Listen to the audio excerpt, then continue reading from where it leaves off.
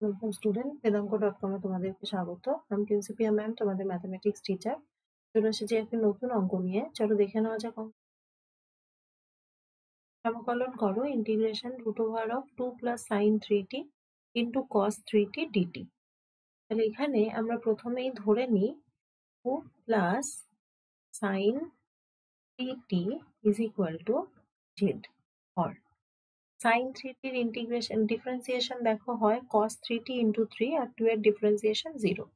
তাহলে এখান থেকে আমরা পেলাম 3 cos 3t dt = dz, or cos 3t dt = 1/3 dz।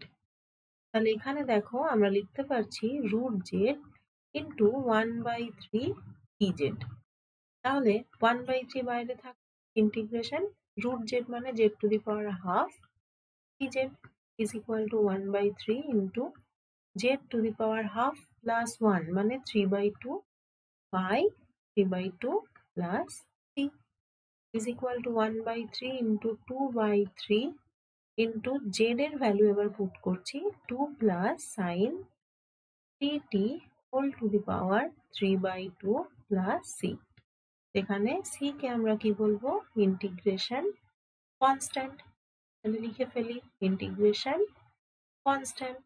এবার দেখো এখান থেকে আমরা লিখতে পারি 2/9 2 plus sin 3t ⁻³ 3/2 plus c হয়ে গেল।